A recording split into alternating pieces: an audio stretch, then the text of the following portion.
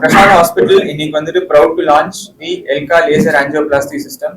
இது என்னன்னு பாத்தீங்கன்னா லேசர் மூலமா வந்துட்டு நம்ம அந்த கிளாட்டை கரைச்சு ஸ்டென்ட் வைக்கிறது. இந்த டெக்னாலஜி வந்துட்டு நம்ம வாங்கியிருக்கோம். இதை பத்தி டாக்டர் அரவிந்த் வந்து இன்னும் கொஞ்சம் டீட்டெயிலா சொல்லுவாரு.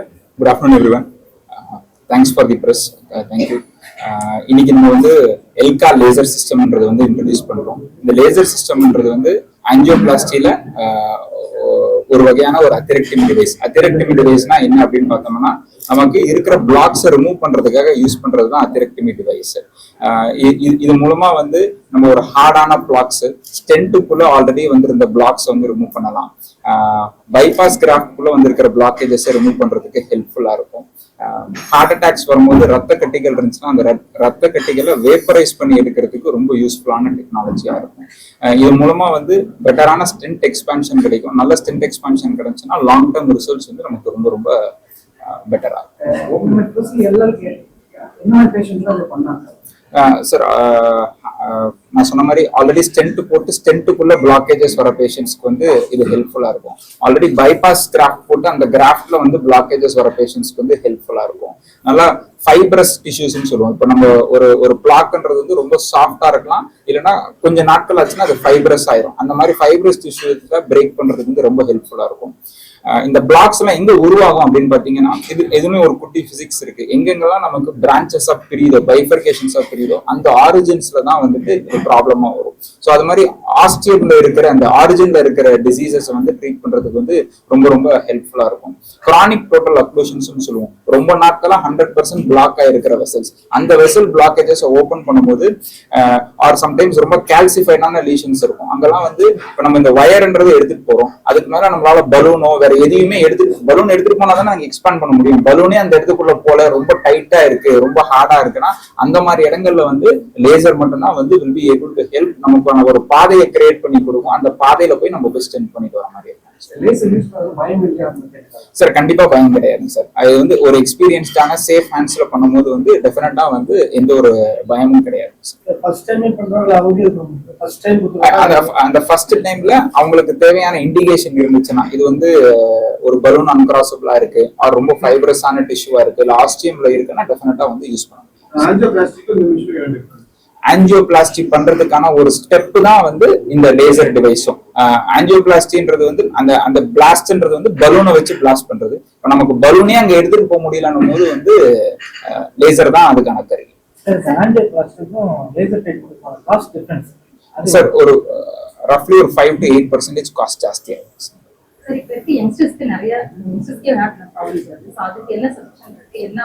இல்ல, முதல்ல வந்து பிரிவென்ஷன் தான். நம்ம அந்த ஹார்ட் அட்டாக் யாருமே இம்மார்டல் கிடையாது.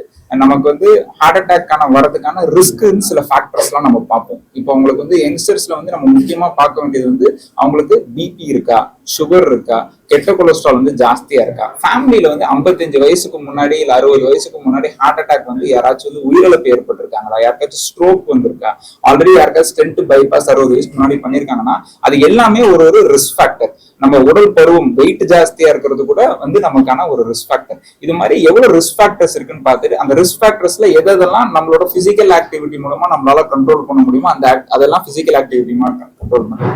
எங்கெல்லாம் நமக்கு மாத்திரை மருந்துகள் தேவையோ அங்கெல்லாம் மாத்திரை மருந்துகள் எடுத்து நம்ம அப்படி பண்ணோம்னா தான் நம்மளால ஹார்ட் அட்டாக்ஸை டிலே பண்ண முடியுமே தவிர, நம்ம அந்த கெட்ட கொலஸ்ட்ரால் நமக்கு எந்த ஒரு சிம்டமும் கொடுக்கலன்றதுக்காக அந்த ஹை கெட்ட கொலஸ்ட்ரால் அப்படியே விட்டோம்னா அந்த ஹார்ட் அட்டாக் வந்து earlier ஏஜஸ்ல வரதுக்கான முக்கியமான இது வேப்பரைஸ் பண்ணுங்க. இது புரியலைங்க.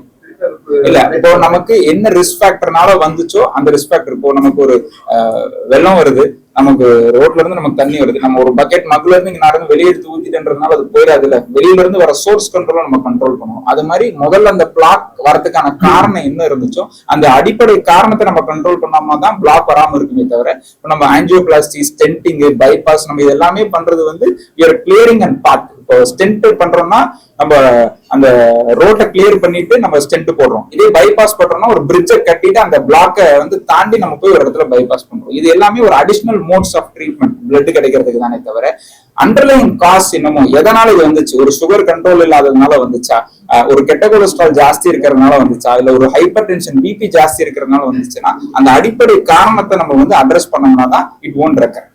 நிறைய லீஷன்ஸ் பாத்தீங்கன்னா இப்ப நான் உங்களுக்கு வீடியோல காமிச்சது வந்து ரொம்ப சாஃப்டான லீஷன், நேரா நம்ம போய் ஸ்டென்ட் எக்ஸ்பேண்ட் பண்ணோன்னு ஃபுல்லா எக்ஸ்பேண்ட் ஆயிடுச்சு. இந்த மாதிரி ஒரு ஸ்டென்ட் எக்ஸ்பேண்ட் ஆகாம நடுவுல வந்து அன்எக்ஸ்பேண்டடா ஒரு ரீஜன் இருந்துச்சுன்னா அந்த இடங்கள்ல வந்து பிளாக்ஸ் வர்றது வந்து ரொம்ப ரொம்ப ஜாஸ்தியாகும். திரும்ப ஹார்ட் அட்டாக்ஸ் வரதுக்கான ரிஸ்க் வந்து ஜாஸ்தி ஆயிடும். அதனால எங்கெல்லாம் டஃப்பான லீஷன்ஸ் இருக்கோ அந்த இடத்துல கன்வென்ஷனல் மெத்தட்ஸ், நமக்கு டைரக்டா போய் ஒரு பலூனை வச்சு எக்ஸ்பேண்ட் பண்ணும்போது நம்மளால எக்ஸ்பேண்ட் பண்ண முடியல, இல்ல பலூனே இந்த இடத்துல கிராஸ் பண்ண முடியலன்னும் போது நமக்கு லேசர் தான் வந்து கருவி ஆஃப் சாய்ஸா இருக்கும். To open that area. நமக்கு மெயின் கோல் இப்போ எப்படி வந்து ஒரு சொதப்பலான ரோடு போட்டா 3 மாசம் 6 மாசத்துல வந்து நம்ம திருப்பி போய் ஒரு மழை காலத்துல வந்து நம்ம எவ்வளவு கஷ்டப்படுறோமோ அதே மாதிரி ஒரு ஸ்டென்ட்டை வந்து சரியா எக்ஸ்பேண்ட் பண்ணாம விட்டா லைஃப் லாங் பிரச்சனை தான். ஏன்னா ஒரு ஸ்டென்ட் இம்ப்ளான்ட் பண்ணது வந்து it is permanent, it cannot be taken out. சரிங்களா? அதனால அந்த இம்ப்ளான்ட் பண்ற ஸ்டென்ட்டை ரொம்ப ப்ராப்பரா இம்ப்ளான்ட் பண்றதுக்கு அத்திரெக்டமி டிவைசஸ் தேவை. அதுல அப்லேட்டிவ் அத்திரெக்டமிக்கு நமக்கு லேசர் தான் பெஸ்ட் சாய்ஸ்.